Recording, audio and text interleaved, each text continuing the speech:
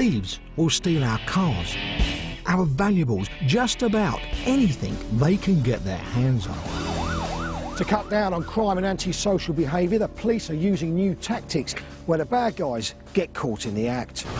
They're launching covert operations. Keep pretending you're talking on the phone for a bit longer, OK, mate? And setting clever traps. The laptop he's about to steal is equipped with a tracking device that deliver unsuspecting crooks go right into their hands. And there are also ways that we, the public and local businesses, can fight back with some tricks of our own. I weren't going to sit back and let them do this. I know what you look like and I know who you are. We've caught you and we're sending you down. So, anyone who's up to no good had better think twice. They might just get caught red-handed.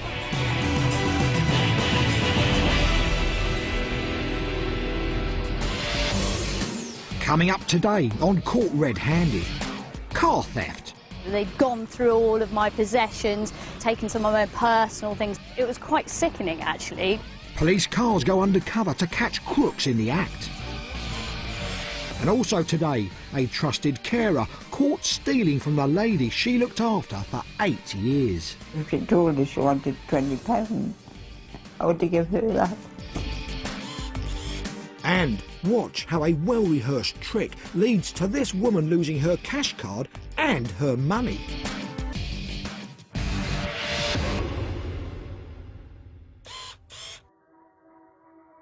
Last year in England and Wales, a car was broken into every 2 minutes. But some of those thieves had a nasty surprise. That's because they fell into a police trap. If a criminal decides they want to break into a car and it happens to be ours, then they need to face the consequences for that. We're there to put the fear of being caught in their mind. Is it baited or not? They'll never know until we come knocking on their door, I guess.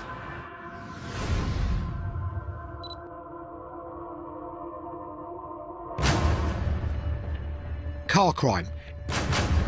It's not only one of the most common crimes in the UK, it's also one of the quickest. It can take just 4 seconds to commit. Sergeant Simon Williams from West Midlands Police is trying to turn the tables on car thieves. It can prove to be a really difficult crime to solve because traditionally there's not normally any witnesses around. CCTV opportunities tend to be limited. Our offenders these days are becoming more and more forensically aware. Simon and his team had to come up with another way to deter this kind of thief. Traditional methods of investigating vehicle crime weren't having as big an impact on reductions and reoffending as we wanted. But new improved technology means the police can set up operations making use of so-called capture cars. These vehicles are fitted from pillar to post with small hidden cameras. You can't see them, and not to give the game away, we can't show you in detail. And they often come with attractive accessories for a would-be thief. Laptop computers, satellite navigation systems, expensive pairs of jeans, trainers, Xboxes, you name it, we can put it in there. The police place these cars in known streets for vehicle crime and wait for them to be broken into. Most thefts are opportunistic, and with cars parked up everywhere every day and left largely unattended, they can be an easy target. Sam Smith has particularly suffered at the hands of car criminals. When I decided to use a secure car park, I thought it would be a bit safer. Came back a few hours later to find that things were missing.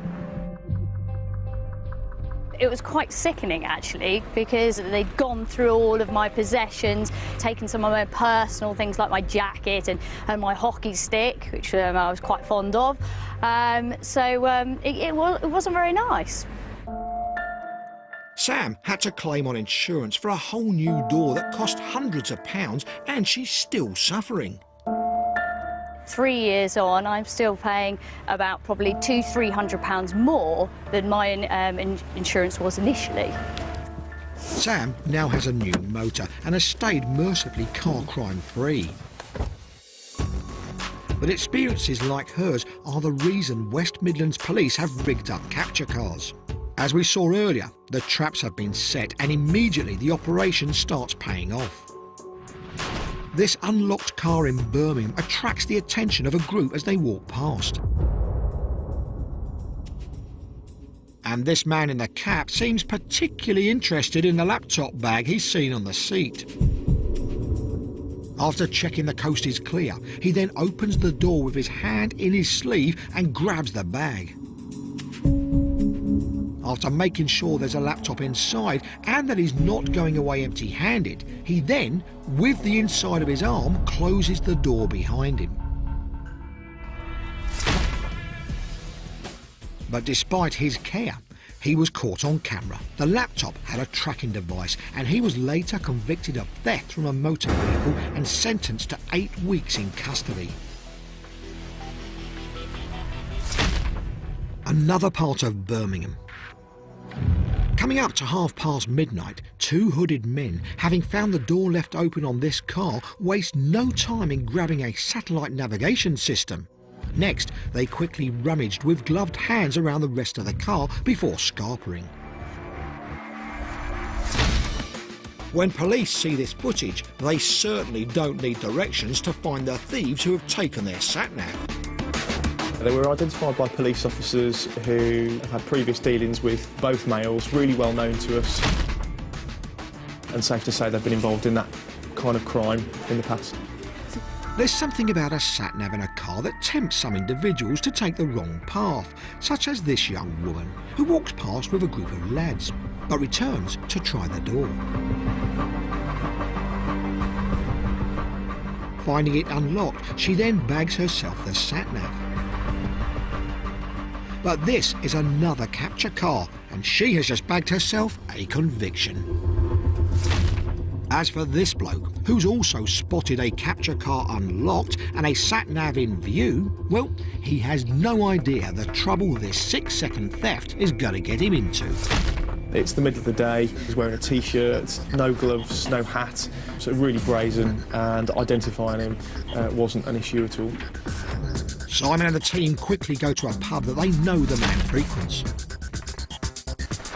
We saw him in there and he was trying to sell the sat-nav to the locals in the pub. He saw us, made off out of the pub, discarded the sat-nav in the middle of the road and made off on foot. We had quite a long foot chase with this guy, and when we caught him he had a quantity of controlled drugs on him as well. So it was a good result, good arrest all round really. Capture cars are now being regularly used across the country, and whether thieves get in through an open door or smash their way in, like this man in Nottingham, they will all be caught and punished.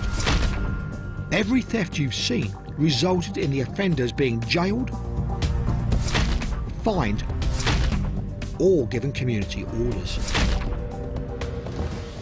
By spreading this fear, the aim is to make thieves think twice before breaking into any vehicle. And in the West Midlands, the use of capture cars has had a noticeable impact. We've seen a year-on-year reduction for the last 2 years in this kind of vehicle crime, and in the last year to date, we've seen a 17% reduction, which means there's been 400 fewer victims of this kind of crime, so really successful.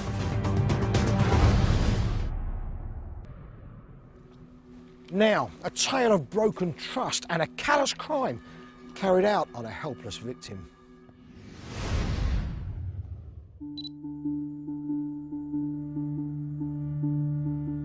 This kitchen belongs to 79-year-old Joyce.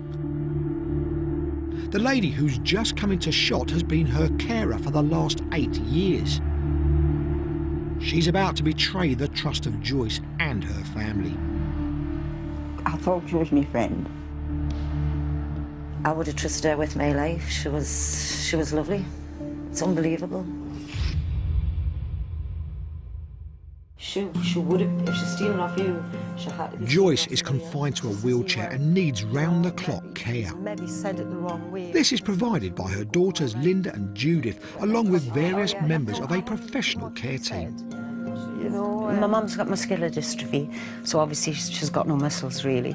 The carers come in twice a day. That's my husband's style. And just do things that you do for yourself really, because my mum can't do anything, so they make her tea, move her legs if they're uncomfortable.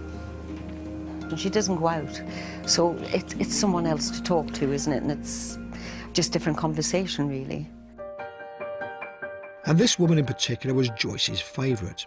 They had developed a strong bond that went beyond patient and carer, so the family thought. So we trusted her. She'd been coming in for nearly 9 years. My mum loved her. She was really good. I liked her. Well, everybody liked her. But Joyce started to realise something was amiss. And I kept saying to my daughters, I'm sure I should have had more money in my purse than that. And I said, well, you'll have done this or you'll have done that, you know, Mum. You'll have paid somebody, it'll be in the window cleaner or whoever. This had been going on for probably nearly a year, that my mum had kept asking us to count her money.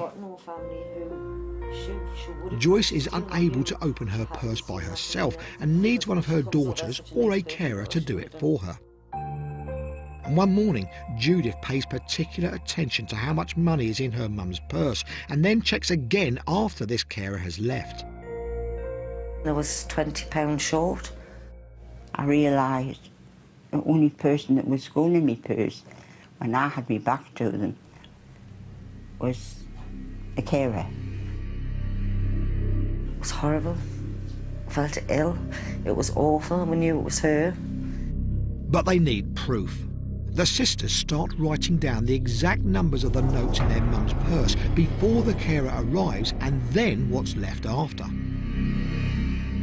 For 3 weeks, it was hell. You know, my mum was crying. You know, the effects it had on the family, and we were fighting with my mum because she didn't want to lose her. You know, no, I can't, what am I going to do? Well, you know, she does everything for me. But all the evidence is pointing to the fact that this professional, the apple of their mum's eye, could be more of a rotten apple. So she took £70 in just under 3 weeks. I was devastated. The family want definite proof that this carer is stealing from Joyce. So they call in private help. I just went on the Yellow Pages, went through private detectives. One jumped out of the page. The private detective says he can provide small, specialist cameras to try and record the carer in the act. The family already have a theory as to where and how the thefts are taking place. On a morning, my mum sits at the computer in a wheelchair with her back to that corner. The carer will be washing up. My mum will ask if she can go for some shopping.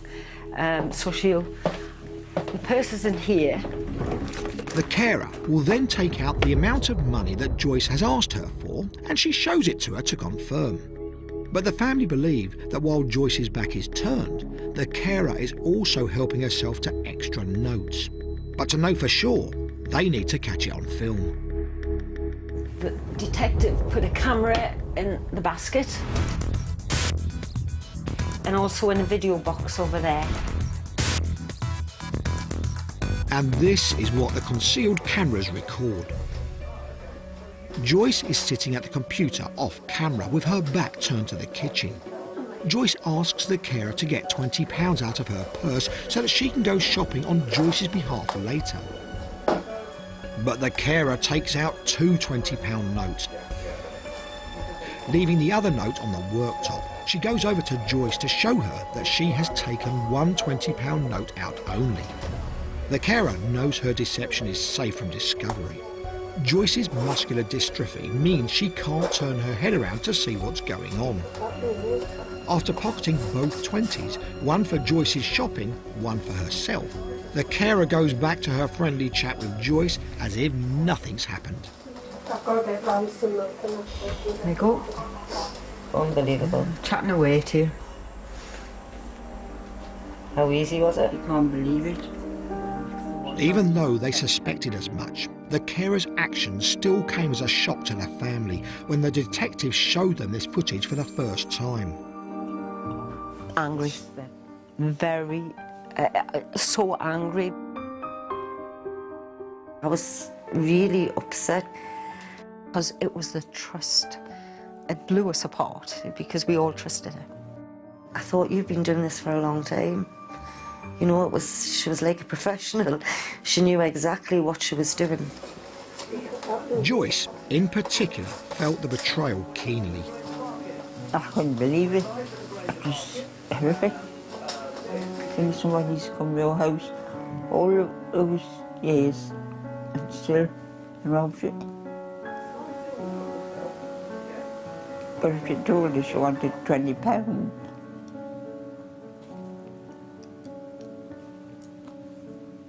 I would give her that.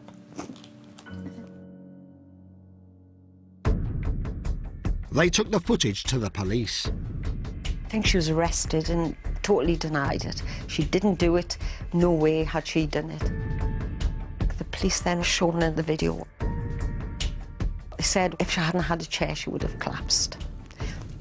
So obviously, you know, well, yeah, you've been caught red-handed. The only offence that they could prove against the deceitful carer was the one caught on camera. She eventually pleaded guilty to theft by employee and was fined £180 and had to pay court costs, as well as the £20 she stole from Joyce on that day. She was also fired by the agency she worked for. I mean, they say that she'll never get another job doing this, so she was stupid really, wasn't she, this type of work. It could have been going on for years. It's something we will never ever know. Only she knows that. I hope she's very proud of herself. I think she could have apologised, and that was all it would take. Linda and Judith took extra care over Joyce's finances after that episode and hired some new carers to come in to help look after their mother. We're happy with what we've got at the minute. We've got some nice ones in at the minute. So hopefully that's the end of that.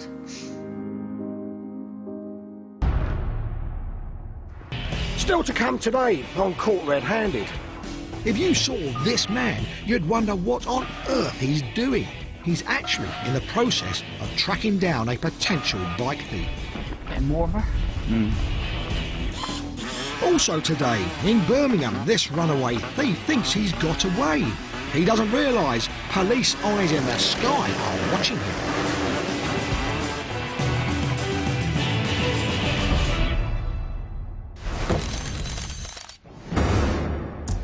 Next, a pair who did get away using some smooth distraction techniques. This woman is about to get robbed. As she goes up to use the cash machine, the bank's CCTV cameras catch this pair waiting to act. We're all told to shield the keypad whilst putting our numbers in, but do you do it? Here's why you should. This bloke stood about 12 foot, 4 metres away, but by watching the woman's hand movements, he's able to work out her number. After she types in the amount she wants, the other man moves in. He pretends he's doing a banking survey, which distracts the woman for a moment. Behind her, his accomplice watches for her bank card to pop out. Then he too approaches and she turns towards him, and that's when the first man steals her card. Because her cash is still there, the woman thinks everything is okay. But it was her card, not the cash this pair were after. Within 13 minutes, and before it could be cancelled, the stolen card was used to withdraw £650 from 2 different cash points. These two are still at large. So be warned, if a stranger gets too close to you at a cash point, it could well be a scam. Now, bike theft.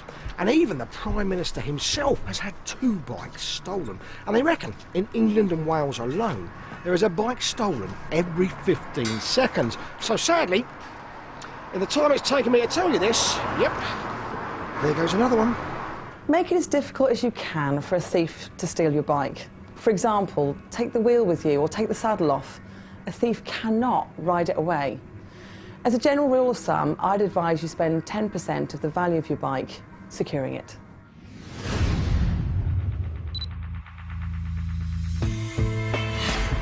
Sussex is one of the top 10 areas in the country for this kind of crime. Its town of Hailsham has recently had a spate of bicycle thefts. Gary is one of the unlucky ones.